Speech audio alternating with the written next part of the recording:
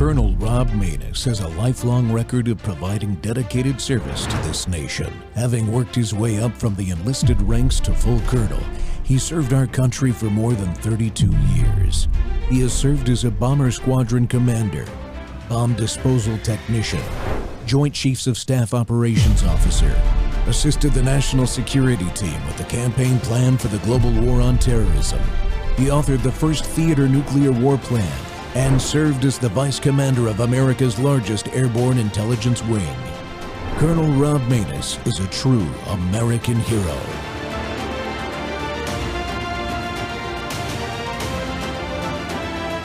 This is Rob Maness Live. The AI, whatever we want to call this self-assembling technology, is hijacking the energy of your cells and replicating biosynthetic cells and creating a new structure within your body.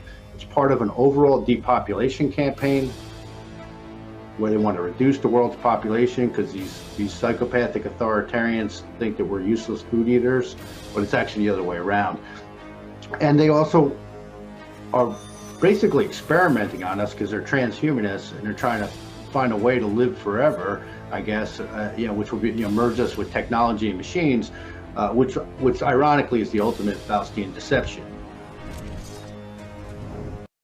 Welcome back to Training Tuesday. The Rob Maness Show's live on Worldview Tube and our X Spaces simulcast. For artificial intelligence, is it a human depopulation threat that is real? Imagine waking up in the year 2030 to a world with only 100 million people. That's smaller than Japan's current population. Well, my guest today, author, Catholic, and self-educated philosopher Paul List, joins us to dig into how AI might be reshaping our demographic future, the real concern about AI's impact on population trends, and what it means for humanity's trajectory. This isn't just science fiction, folks. This is happening in real time. The technological disruption has already led to countries like Japan, South Korea, and China experiencing population declines due to their AI-controlled economy. There's research that shows that AI is going to impact mostly women and urban workers, and they're going to see and are seeing their jobs overtaken and replaced by AI. That's leading to a family collapse due to their inability to economically support their families. And there's so much more. Paul is a Catholic, as I said, self-educated philosopher and author of the cultural expose, Mount Doom. He's sounding a warning siren, not merely about technology, but about a civilizational drift into digital captivity. With a penetrating analysis of AI's role in weakening human flourishing, List lays out 5 distinct pathways that we're going to talk about today through which artificial intelligence is accelerating social decay and population collapse. Paul List, welcome to the Rob Maness Show. Thanks for having me. Hey, brother, I appreciate you coming on, and I appreciate the book, too. Can you start by telling us just a bit more about your background as a Catholic and the self-educated philosopher? Not a lot of people have that in their bio. Exactly. Yeah. Well, I was raised. I'm a cradle Catholic. I was raised Catholic. My parents were converts, and my mother's been my spiritual mentor and director all my life. She's still like my closest friend. She's almost 92, and she's a tank. She's just unstoppable. But so I had a very rough upbringing in school. I got bullied a lot. I was always very active in my mind, and ran my mouth, and got beat up by my older brother and my younger brothers and sisters. And but I hated school because it never. I realized very early on that it wasn't there to teach me how to understand, so I could participate in the creative process. It was just there to indoctrinate me and give me information that I was supposed to regurgitate on the test. And I just checked out. And then by God's grace, he gave me 2 really very rare blood diseases when I was about 8 and 9 years old. So I spent the majority of my 3rd and 4th grade in the hospital, which was a blessing. So my doctor wouldn't let me get Ritalin. So I was kind of the one that flew over the cuckoo's nest and got away, and by the grace of God. So My father was a high school English teacher in Southern Ohio with 6 kids. And, I was born with, we didn't have running water. We didn't have indoor plumbing. We had sometimes no electricity or very little electricity. So, I've seen the whole gamut of where I was then to where I am now. Yeah. And I, by God's hand on me very hard, I was given a vision, and I'll just leave it at that. And he showed me what I needed to read, and I did. And when I was about 35, or about 1996, I started to read very, very, very voraciously. And I read all the things that I knew were really like the cornerstone, the backbone of Western civilization: Plato, Aristotle, all the church fathers, church history, Josephus, Euclid's Elements. I taught myself music, the harmonic overtone series. So I gave myself a really deep education, and I've always been a huge fan of J.R.R. Tolkien. And after about 20 years of serious study on my own, I don't watch TV. I strongly suggest everybody immediately kill their televisions. And I looked at the Tolkien mythology, and all of a sudden it just jumped off the page exactly what it is. It's a psychological saga. Middle Earth is the material brain, and of a representative human being called Arda, but he represents the whole history and the future and the now of the Western civilization. So we've got artificial intelligence transhumanism right in our face right now. Tolkien saw it coming back, and he saw the seeds of it at least as far back as 1939, when he trained as a code cracker with the British code and ciphering school, where he trained for 3 days to crack the Germans' Enigma code. I'm sure you're aware of that. And he saw what Alan Turing was going to do, because Alan Turing was on staff there as a code cracker, and he trained with him for 3 days. And he realized that all this was going to do was produce a more powerful machine than the Nazi Enigma machine. So he got out and then wrote the sequel to The Hobbit, which was extremely popular at the time. It had been published about 18 months before. So he was already on the world stage. He was the world's leading philologist, the language of music. But he realized very soon into his training that this had nothing to do with language per se. It was about pattern recognition, statistics, and probabilities, the realm of the statistician and the mathematician. So he got out, and very, very cleverly and very entertainingly, with God's hand on him, wrote our what we need, everything. He gave us everything we need to push back, to make us very aware of what is in front of us, what's here now, and what we have to do to fight this thing. And ultimately, we have to cultivate virtue. Yeah. So how does it? I'm a big fan of Tolkien too. I've read it all, but not as a deep thinker as you are. Although I've been reading voraciously since I was 5 or 6 years old. So what's the parallels with Tolkien's writings and what we're seeing with artificial intelligence that led you to title your book Mount Doom and work through that? Yeah, well, good question. Thank you for asking that. First off, I'd just like to say that Tolkien very famously said he cordially disliked allegory, but he meant the type of allegory that was really obvious in your face, and it wouldn't let you think about or imagine anything else. That's the type of, for instance, like Narnia with C.S. Lewis. That's just like really in your face, and you really can't get away from it. It really captivates the reader's imagination, and he can't think about any other way of thinking about the work.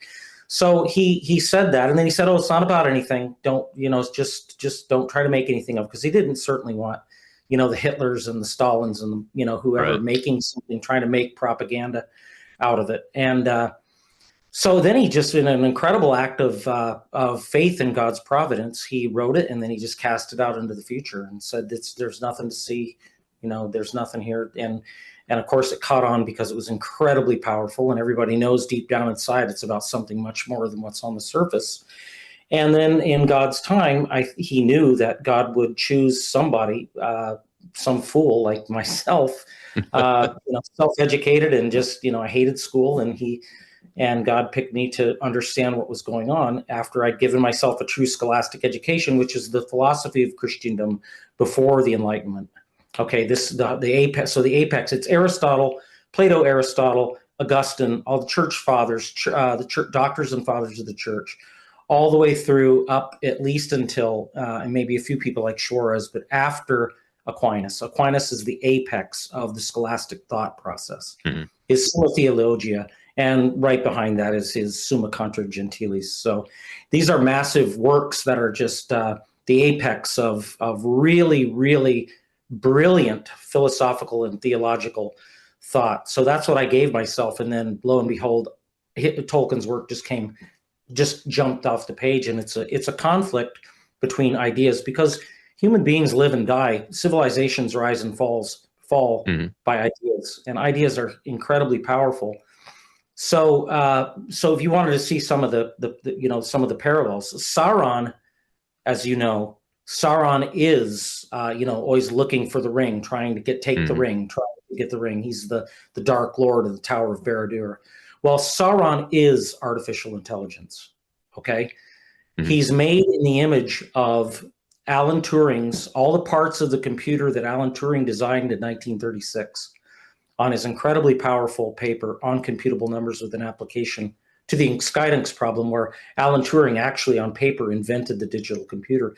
So Tolkien takes all those elements, including the scanner eye. That is the eye of Sauron. Yeah. Okay. And what's it looking for? It's always looking for the ring, the one ring. The one ring is binary code. It's one shape, the ring. It's a zero, digital. So it's always looking for the language of the machine to fulfill and come into full power of what it is. The Tower of Barad-dûr, where Sauron's in the Third Age, Sauron's dwelling that is the microchip in the cerebellum. And the cerebellum is Mordor. Tolkien laid out his whole mythology according to the old pseudoscience of the Victorians called, I think it's phrenology, where they thought that they proposed that they knew where certain areas of the brain were responsible for certain characteristics of the soul. So Tolkien used that very, very cleverly, extremely cleverly. And it's an interior battle. And Arda at the time, within which is Middle Earth is the material brain, Arda is in a state of transhumanism. He has the microchip. Okay. And you're probably familiar then with Tom Bombadil and Goldberry, and they're the big mystery of who how do they fit in? Who's this Tom Bombadil that can just do anything that he wants? And why didn't he just destroy the ring, et cetera, et cetera? Well, it's laid out where the gods, quote unquote, the angelic beings across the sea in the Tolkien mythology called the Valar, they're the 14 facets of the soul, according to the scholastics. And Tolkien lays it right out exactly as the facets of the soul. Well, what's on top of these, on the very top, is the will and the intellect, the rational free will and the intellect. And that is Tom Bombadil, who's the rational will. That's why he can do anything he wants. That is his wife, Goldberry, who is the conscience, the rational intellect. And they are the fallen spirits of the trees of light. I don't know if you've read the Silmarillion, but the trees of light are the heart of the whole mythology, and people don't understand. They die very early. The trees do. And that's the fall from original sin. We're born with original sin, the stain, the fall of Adam and Eve. Okay. But up until mortal sin, Arda, where Middle Earth is, was in a state of grace. And that was the trees of light. And they actually waxed and waned, according to Augustine's notion of angelic knowledge. And also according to the harmonic overtone series in fifths or fourths, depending on how you want to look at it. So it's all about music. So at the core of Tolkien's mythology, there's a battle between two languages. That's the language of the harmonic overtone series, from which Western civilization has produced so much wonderful music, from Palestrina, Bach, Beethoven, Mozart, Schubert. And then against that is the ugliest language of them all, and that's machine code. That's ones and zeros, just brute force off. So that's the languages that are at war with each other. Okay, and then the ideologies that are at war with each other is Thomas Aquinas' scholasticism, at direct war with the Cartesian mindset, the Enlightenment, the innovators and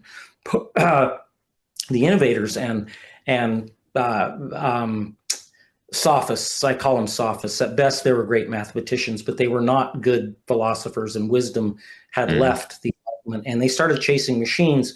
So when Francis Bacon determined the new course for science, it was going to no longer be metaphysics, which is the science of being.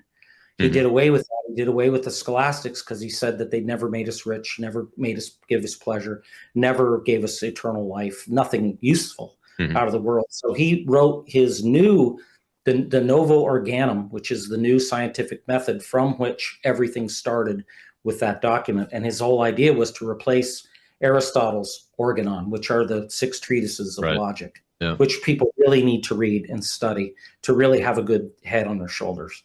Okay. And he did away with that, and he did away with metaphysics. And he said, we can discover the secrets and the attributes. He was all about attributes. He wasn't about essences. Okay. Right. His idea was, if we can make a metal that's relatively soft, yellow, and heavy, we've got gold. It's the same thing because it looks and feels the same. Yeah. Okay. No essences anymore. So we've got that ideology at war with the science of being, metaphysics.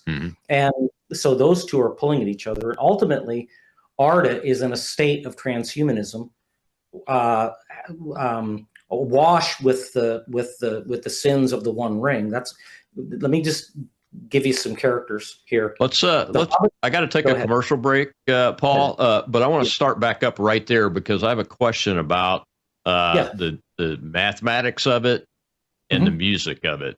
And where I come from in that regard, as we continue this discussion with Paul List about his book, Mount Doom, and how AI is a real threat to depopulating the world. We'll be right back on The Rob Maness Show.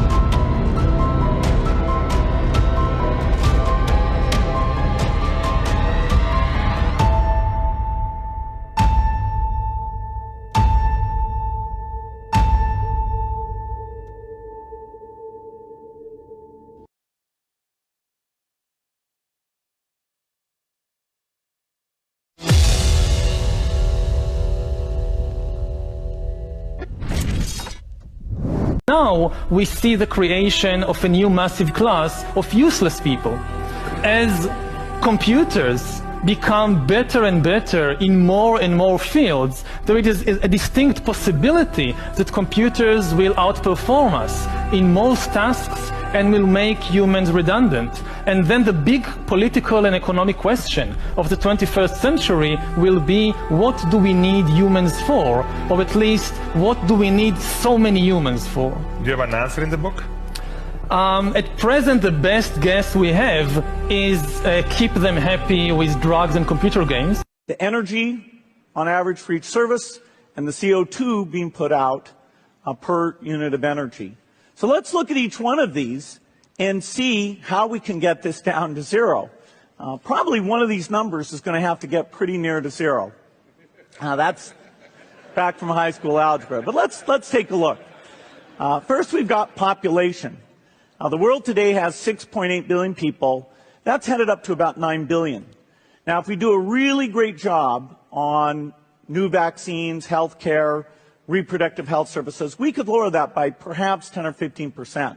What do you see as the biggest challenges in conservation? The growing human population. Because if where we are, there's nothing else. And do you have views about what should be done about that? Not Welcome back to the Rob Maness Show. It's Training Tuesday, and we're talking about artificial intelligence and that it's a real threat to depopulating the earth. And you just heard from some so-called very smart people, experts, they like to call themselves, and the media likes to call them, talking about how it's important to depopulate the earth, reduce the population of the earth by 15%, those kinds of things, using things like vaccines. What? It is, or give them games, video games to play, and those kinds of things. That's a problem, folks.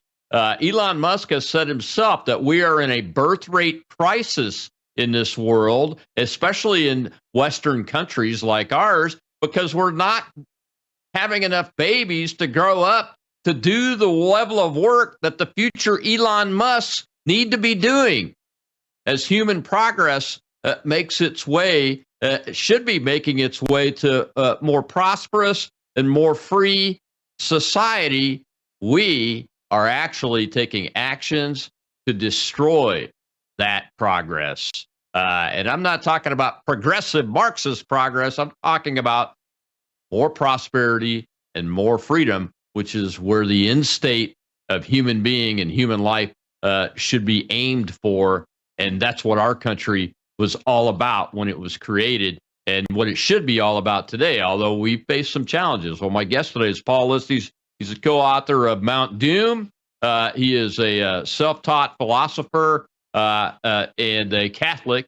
And Paul, we were talking before about Tolkien's work and how it relates to artificial intelligence and the various methodologies he used and the various topics that he used, and how one of the things you said struck me, and that is that there's a tension between people that are mathematically inclined and people that are musically inclined, which is a very simplified way of putting it. But one of the things that I've learned in my life is that the most capable human beings that I've ever worked with, and I've worked with a lot of them, but the most capable are the ones that are both musically and mathematically expert level, just naturally. They're born that way. I've only worked with like 3 in my lifetime. They were all men, but that's what I've seen. What am I really seeing there? And what was Tolkien on to? Is that where he's driving to? Is to end up ending the tension between mathematics and spirituality? I not necessarily directly. I mean, people have always said, well, is mathematics, I mean, is it natural? Is it invented? I mean, what is mathematics? I've come to terms with the fact that mathematics is a result of our rational soul. That's why only human beings are capable of mathematics. As far as the tension between mathematics and music, there really shouldn't be any tension. At the core of the harmonic overtones series is basic arithmetic. The division of the strings, and that's how we come up with the chord, the major chord, the minor seventh, the dominant ninth, and then modulation into a fourth scale degree up, the major fourth, and that's how modulation works. We typically call it the circle of fifths because the same note as a fourth up is the fifth down, and it's easier for a student to remember. But there shouldn't be any. There really shouldn't be any tension between music and mathematics, except for the fact that the mathematician has really, during the Enlightenment, had really taken over the quest for truth, where before it was still very much rooted in Christendom, and the truth is Christ. Christ is the truth made flesh. Right. And thanks to people like, I mean, you could go back probably as far as at least Thomas Hobbes, and then definitely Leibniz. And then well, before that would have been Descartes. Some of these quotes, for instance, Descartes stated that the only place that he's ever found certainty in truth is in mathematics. And then Leibniz, I quote in the book, Leibniz said that as a boy, he thought there should be a way to use mathematics to discover truth through numbers the same way that we do mathematics. So it's really, really dangerous. It's heartless. It's just cold calculation. And then by the way that they actually set up the relationship between logical terms and numbers and sets of numbers and all these other functions that they include to try to jam the language of mathematics into a language of logic, that's basically at the heart of the computer system. So the math, you know, the philosopher really has to seek metaphysics. There's three basic sciences. Science is just human knowledge. It's the systematized knowledge of any object of thought. That's what science is. The three basic ones are physics, and that's motion. Something's moving and how it moves, and all the degrees under that, be it biological or chemical or physical or whatever. And then there's the science of quantity, which is all of the variations of mathematics and arithmetic. Okay, and geometry too. But geometry also crosses very much over into logic through Euclid's elements particularly. And then the highest science is the science of being itself. That's metaphysics. And what I mean is, okay, we've got a science of, okay, it's moving, let's figure that out. And then we can measure it, we can quantify it, that's mathematics. But what is it that we're measuring and what is it that we're quantifying?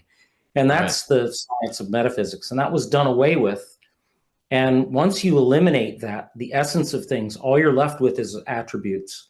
And the danger of that is when you don't understand things from its essential level, on an essential level, and all you're doing is trying to identify it according to the expression of attributes, which are very often just accidental. They're not even properties, and they're certainly not, essential attributes. So and this is what's led us to the idea that machines can be intelligent, because we call it intelligent because it comes up with these numbers, it comes up with these answers. We ask it things, and it does this thing. And who's to say? And this was Alan Turing's thing in his imitation game, his 1950 paper on computing machinery and intelligence, where he invents the imitation game. And his whole idea was it's just about imitation. So we have to make sure that machines are not intelligent. They compute. They're machines that recognize patterns, and they are there to imitate. And that's the goal, is to imitate. That was Turing's goal, was to make a machine that imitated the human being so well that a human interrogator wouldn't be able to tell the difference if he was talking to a computer or a human being. So, but that's not intelligence. It's computation. It's still computation. And the problem, people will say, well, it's not a big deal. It's just semantics. You know, usual stuff like that, as if words don't really matter. It's just semantics. But I mean, what we have to do is realize the danger for that is, and we see it all the time coming, is then it becomes a hop, skip, and a jump, or just a hop over to the fact that these people are thinking that this thing is actually alive. And it's sentient and it's conscious, and it's not. It's just imitating, and they can't tell the difference. And they've been schooled, indoctrinated into the Cartesian current John Dewey train wreck of an education system where they don't think about essences. So they're obviously, for them, it's just a matter of, well, it must be alive because it does all these things that you do and you're alive, so therefore it must be alive. The danger with that is we're going to very rapidly, if we're not very careful, people are going to want to insist that it has political power and political right as a citizen. And this is the real problem, and this is what we have to nip in the bud. We have to play a very, very careful chess game with this thing, and chess was also a very big element in the development of artificial intelligence, and these neural networks was actually playing chess. So we have to make sure that the same people that are trying to tell us that they're developing it, they're pushing it ahead, like Elon Musk and Zuckerberg and these guys that we're talking about. We have to make sure that we don't allow them to commandeer the meaning of life.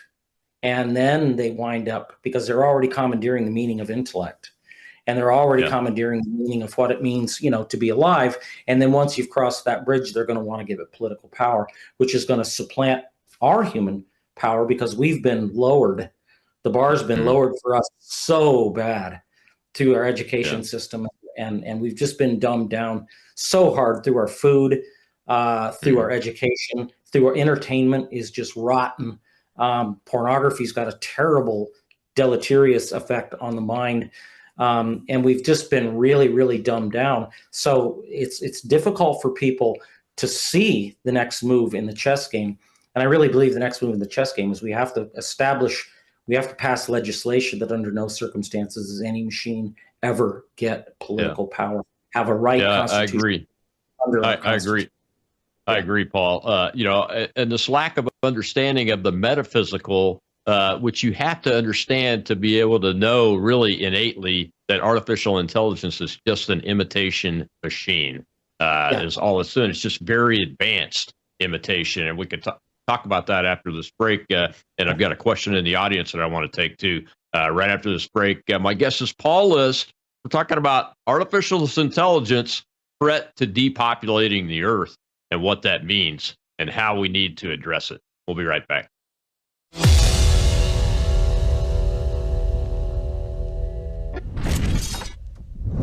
You woke up with a sore throat and a low-grade fever. You know you are getting sick, so here's your choices. You can get sicker and miss work, try to see a doctor this week, or sit hours in a crowded waiting room at urgent care. I have a smarter option for you. Open your medical emergency kit. Match your symptoms to doctor-recommended prescription in your booklet and take the right meds now and get well faster. This is not a first aid kit. It's like having an urgent care in your home. It includes doctor-prescribed medications to treat over 39 medical issues like respiratory infections, strep throat, pneumonia, UTIs, and more. No waiting to see the doctor and no standing in line at the pharmacy. It's right here. Every home should have at least one medical emergency kit, and here's how to order. Go to worldviewhealthcare.com. Your kit to treat dozens of common and serious illnesses is rushed to your door. worldviewhealthcare.com. That's worldviewhealthcare.com. The emergency kit available at worldviewhealthcare.com. Make sure you don't have to go to urgent care. I got pneumonia. I didn't have to go. I took this last year. Stayed at home. Went to bed.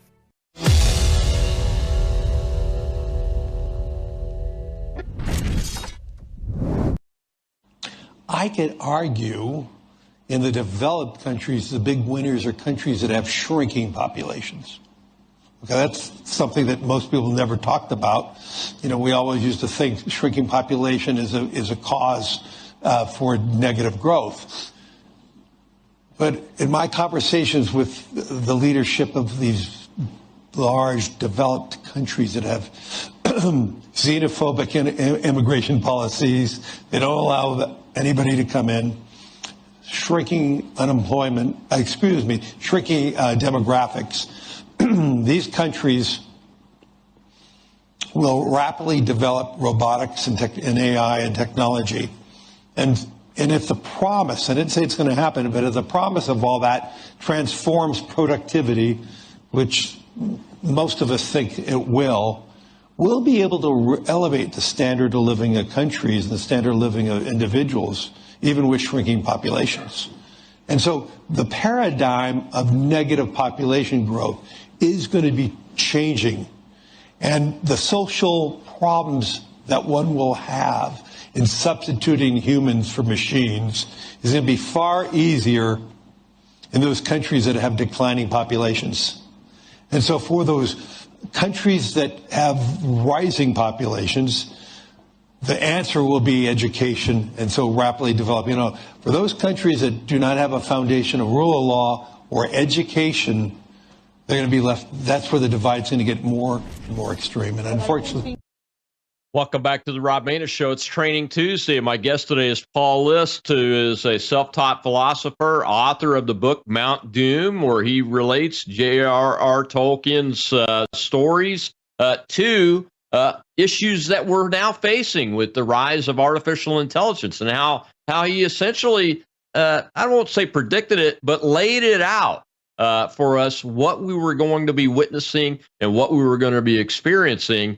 Paul, before the break, I said we'd take an audience question. We've got one question over there in the audience. I want to take that before we go any further here. But that's very interesting. The BlackRock CEO there, I'll just lay it out, describes the distance between nations that have a rising population and are underdeveloped and nations that are overdeveloped and are intentionally, in my opinion, shrinking their populations as we go into this artificial intelligence. And that does not bode well for humanity from what I know of history.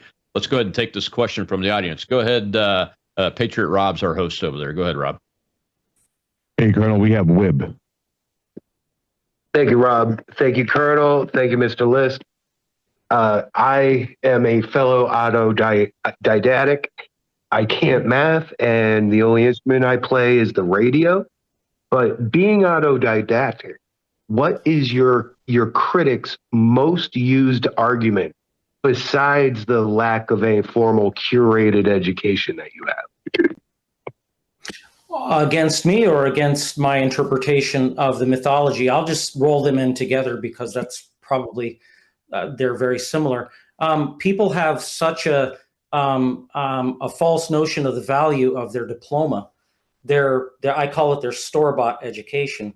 I'm not saying that an education from a good school, from a, particularly if you were fortunate enough to be homeschooled, and you had a good, maybe you went to a really decent college like Hillsdale or Steubenville or Ave Maria or something like that. That's certainly outside the box, and you can certainly get a wonderful education in that. But if you went through the typical education system post John Dewey, I'm 64 years old, so I was born in 1961. So I mean, I saw the rotten fruit of that. The thing about being an autodidact or self-educated is that you let your curiosity, your mature curiosity, which turns towards wisdom, to actually look and seek for understanding and reading the things that you really know that you need to understand.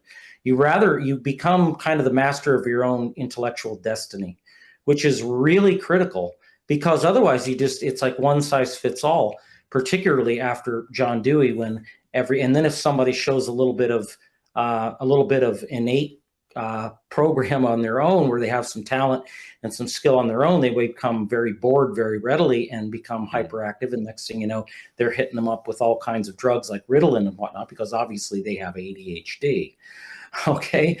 ADHD has just been a terrible nightmare assault on humanity and the human intellect.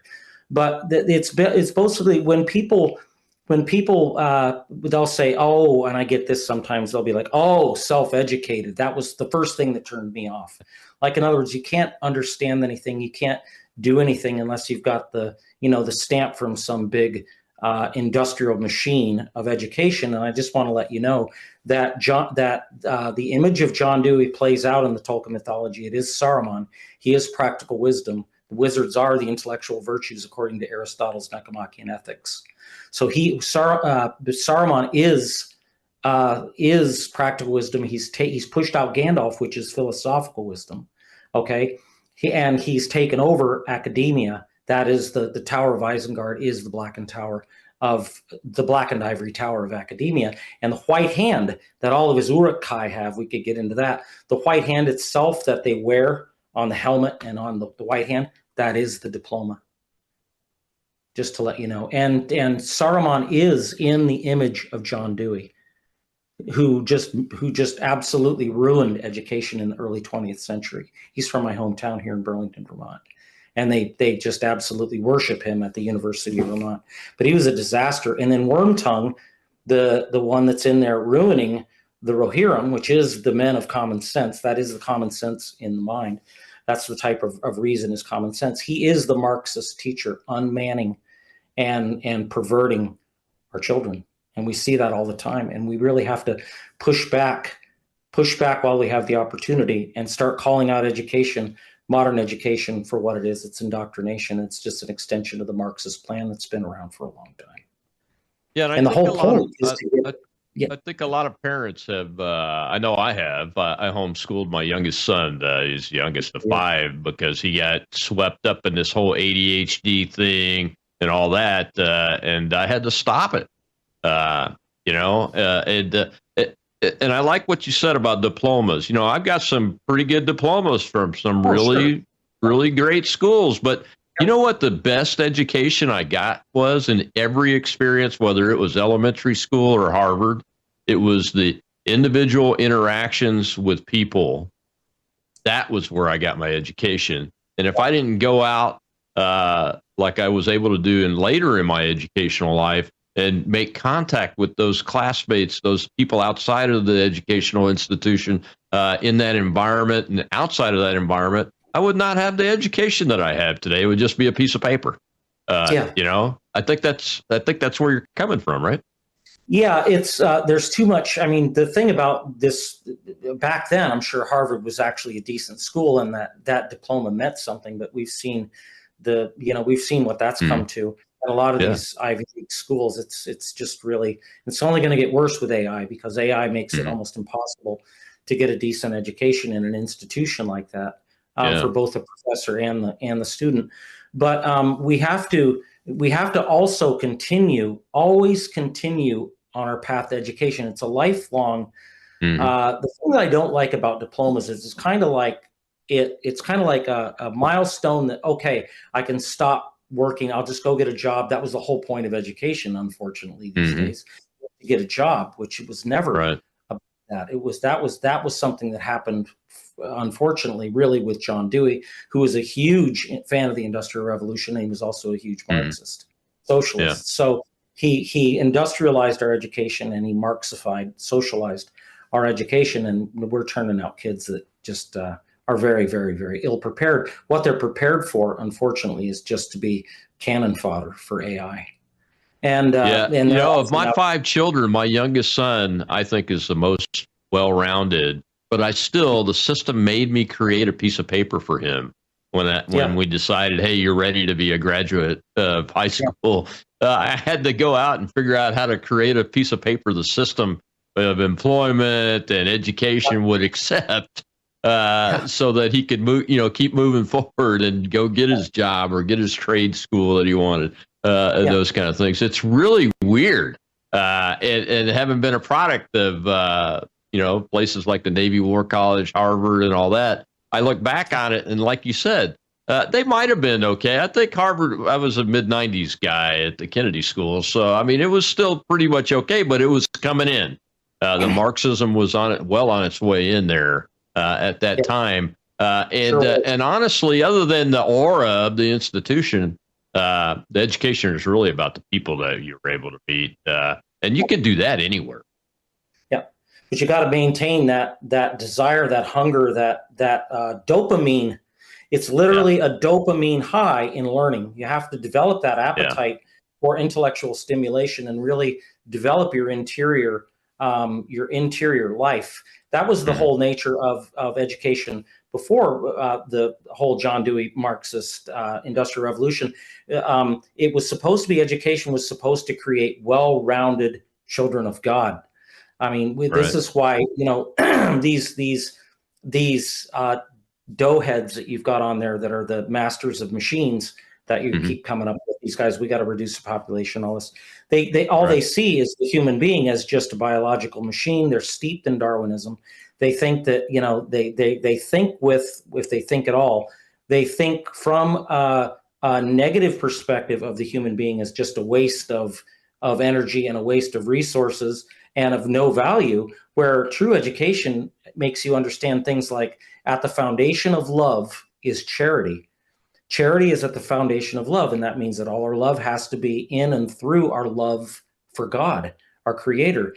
And once you break that apart, then any love is love. Anything is love, and it's just my feelings and whatever I want to do with a consenting adult or now a machine. Okay, and so everything starts to come apart and fall apart when we separate truly what love is. It's a knowledge, and it's rooted in our love for God, our Creator, Jesus, our Savior. That's the nature of love. And once we do that, everything starts to be reordered. So they don't have that concept. They think that's all superstition. They've been steeped in the fact that, or their quote unquote fact, that we were amoeba, we were slime, then we were amoeba, then some fish crawled out of the sea, and then eventually became a monkey, and now it's people. And the next thing that on our evolutionary development has to be with machines, because this is going to give us everlasting life in the machine, because we'll download our soul, which was the goal of Alan Turing, by the way. We can download our soul in the machine, and we can have eternal life and pleasure without any responsibility, any consequences. And we can live a life it's basically like Pleasure Island in Pinocchio. Paul, we've been warned about this, not just by Tolkien, but in the Bible, right? We got to take our last break here. I want to talk about that when we get on the other side of this break, and about your article about the top 5 ways AI drives depopulation, because you've laid it out for people in a way that is very understandable. We'll be right back with Paul List there. It's Training Tuesday on the Rob Maness Show.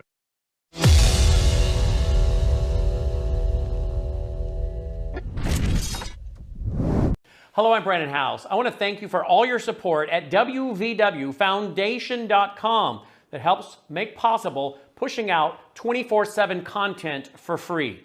Without your support, we'd have to put it all behind a paywall. But thanks to you and your support through our foundation, we're able to push it out for free as a broadcast service and broadcast ministry of WVW Foundation. Please consider going there and setting up an automatic monthly contribution, or go there and make an occasional contribution. If you prefer to support us through the mail, you'll find our mailing address there at wvwfoundation.com. You can also call and make your contribution over the phone by calling 901-825-0652. That's 901-825-0652. Again, all these details are available at wvwfoundation.com. Thank you for your support as we try to help people around the world understand the times through the lens of a Christian worldview.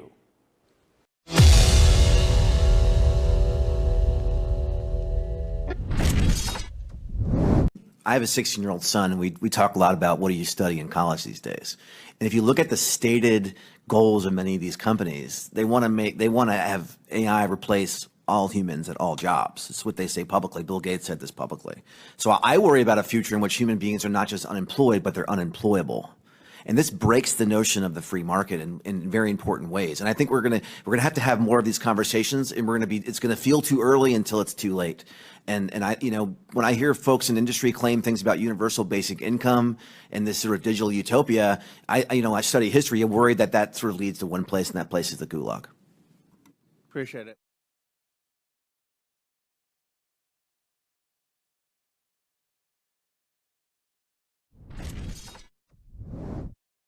Welcome back to the Rob Maness Show. It's Training Tuesday. Artificial intelligence, a threat to depopulation of humanity on the planet Earth, and would be anywhere, really. And my guest today is Paul List, a self-educated philosopher, a Catholic, author of the book Mount Doom. And Paul, before the break, I mentioned that the Bible warns us about this in the book of Revelations. It warns us about this. I could see now that I've had a few years to observe artificial intelligence's development with these large language models, and there's 4 or 5 out there that are the key ones you can go look at, test out. But I've looked at some of the testing that's actually been done on this thing, and I could see where in the Bible this entity called the Antichrist could actually be a development of human beings' progress in this realm, this artificial intelligence realm. It's very plain to me now that I've had a couple of years to observe it. Am I wrong there, or no? I don't think so. I don't. To that? Yeah, there's something to it. I'm not a Revelations translator, or I have called this artificial intelligence the beast of the apocalypse, because a beast is clearly it's not a human being. And this thing isn't alive. It's not a thing. This is the thing that we have to understand about a couple of things about artificial intelligence. It's not intelligence. It's not alive. It can never be alive. It can never have a soul. And they never, they never mention that, but they think that's just superstition. But all living creatures have a soul. We have a rational soul. So we have to make sure that we always keep our thought and our what's what in essences very, very clear. When we let essences come together and blur each other, blur the lines, we by necessity we become confused. And the more confused we become, because our thought process is not clear, because we've been untrained to have critical thought, the more susceptible we are to the deception. And this thing is gonna well, it's not a thing. It's not a creature. It's not a being. It has no being, particularly like virtual reality. It's not real.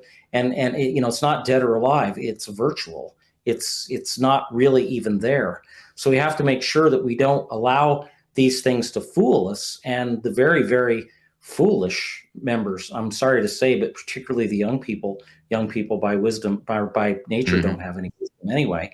And then when their common sense is beaten out of them in their educational system, they could very easily look at this thing and start pretending or understanding or believing that this thing is God. Yeah. I mean, some of the testing that we've seen on the military side, I think it was an Air Force test that I read about where the AI decided it was going to kill the humans that were putting restrictions on it so that it could go out and win the war fight that it was tasked to go win instead of figuring out how to kill the enemy because it kept losing. I mean, it's that kind of thing. And one test on the civilian side that I read about was they fed an AI a story, and as part of the story, there was a story about one of the engineers having an affair. And that engineer was putting up roadblocks to the AI doing what it wanted to do. So it developed a plan to send an email out to the whole company exposing the engineer's affair. Yeah. It's because it's trying to get to its end, its objective, whatever that is. That's typical digital, basic, counterfeit mind. The imitation game that Turing writes about and developed. That's exactly what a computer is. These are computers. They're just very sophisticated and encompassing everything we've ever learned, and we're able to teach it to learn on its own. But it's always going to try to do what it's programmed to do in one way or another. I don't care how you define the programming. If you give it an objective verbally, and tell it go do this, it'll find a path.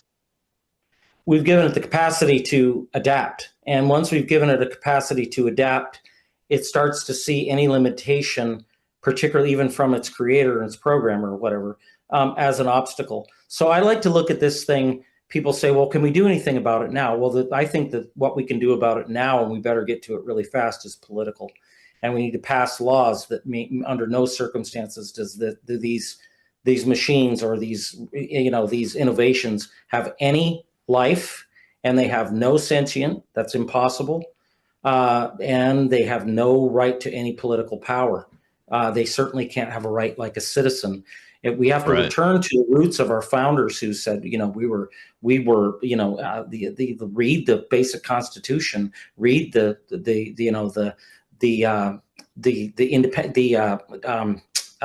I'm sorry, I've got so much going through my head right now. The Declaration of Independence.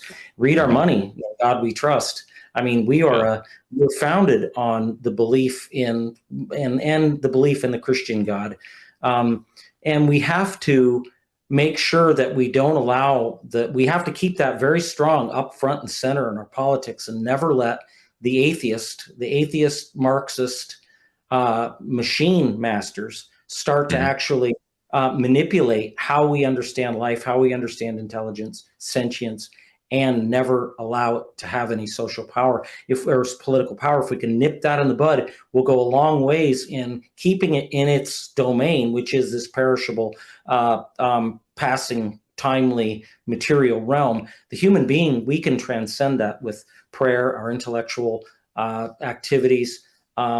We can transcend this realm, but we have to really work at it, and we have to become competent again. We can't allow the machine to take over more and more of what we call mundane tasks, because those are the low-hanging fruit that actually allows us to be competent human beings. Stop using your navigator all the time, kids. Remember how to get to the grocery store. God forbid you use a map. And don't ever put on the virtual glasses, the goggles. Don't ever do that. Don't ever enter that realm. That is the realm of the Nazgul, the Black Riders. They are the agents. The Black Riders in Tolkien mythology are the agents of artificial intelligence. They're dominated by the ring, the language of the machine. They're under Sauron, artificial intelligence's control.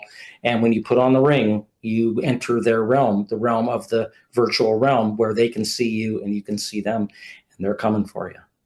And and the whole system that we're developing here in real life of surveillance and monitoring and censorship and all that.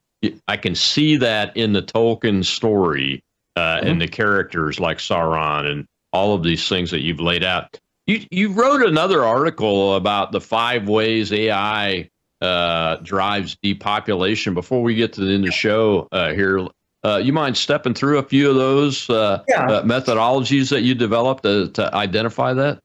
Yeah, well, I mean, they're pretty obvious. They deny us several things. They deny us our proper relationship with God's creative world. Okay, the analog connected. This idea that these ideas are very old. These aren't new ideas. The virtual realm harkens back thousands of years with the ancient philosophers wondering, is this realm continuous? Can it be infinitely divided and it's still always connected, or is it a series of indivisible points? Is it pixels? Okay, it's only now in this age with our technology and our advancement and all these things, thanks to Francis Bacon and the age of the machine, the Industrial Revolution, that we can actually reproduce that realm, that alternative realm.